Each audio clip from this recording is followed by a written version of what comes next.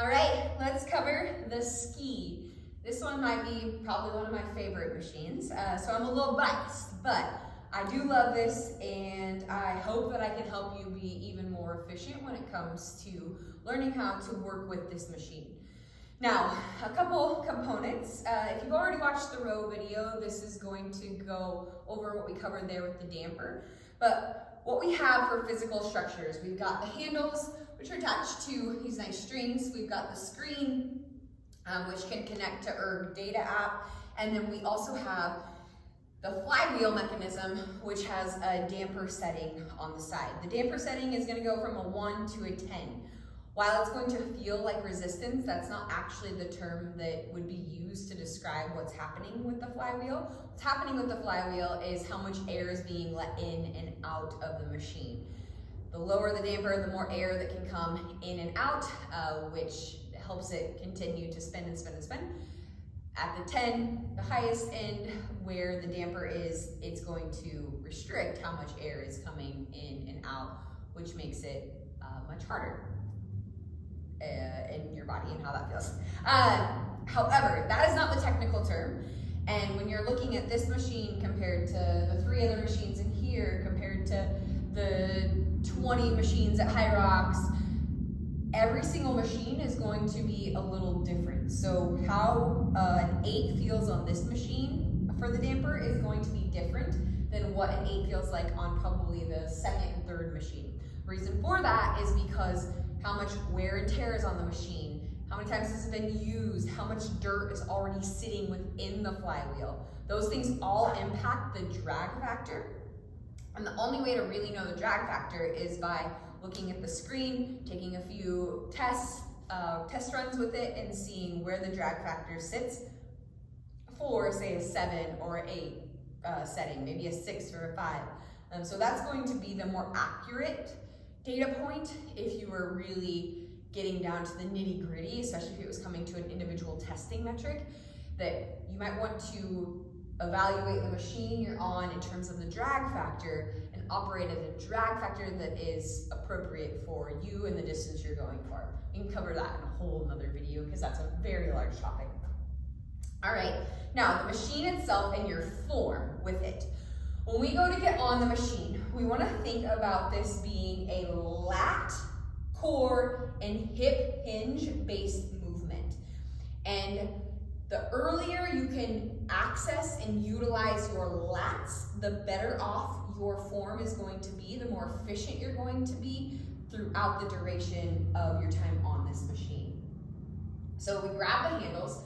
Depending on how tall or short you are, does make a difference on how you operate with this machine.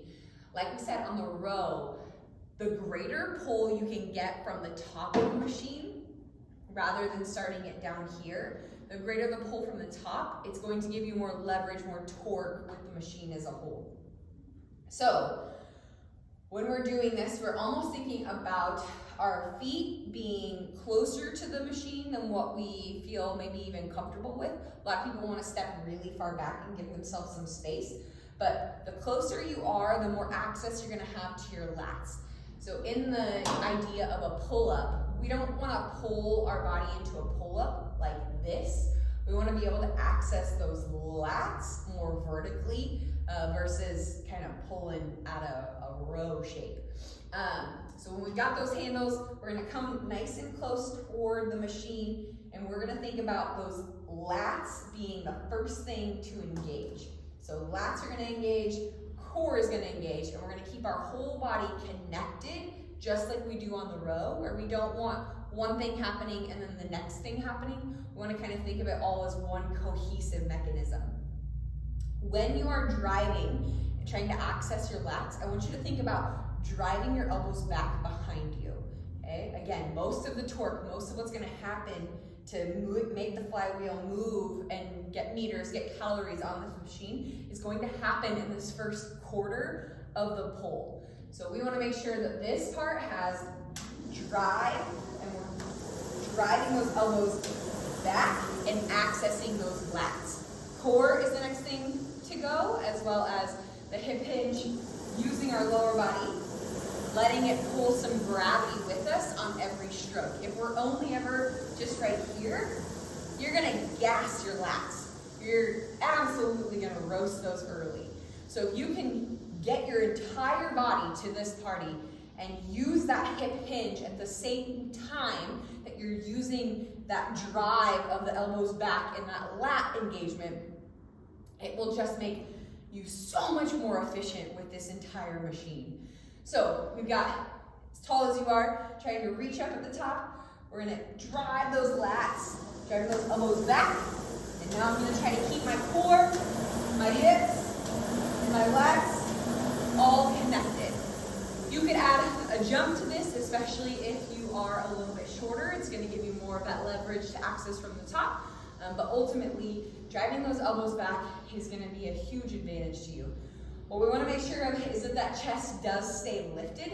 It's really easy, especially as we get tired, to start to tip that forward. And we're starting to come down like this. The other call out would be what happens past this point with your hands is kind of irrelevant. So I would not put a lot of focus on where your hands go. I wouldn't even think about, oh, they need to come back towards your hips or down toward the ground. I wouldn't even think about them. I would think as soon as my elbows get drawn back, then I'm gonna be focused on getting my hips back forward. Because what happens a lot of times is people will just stay right here.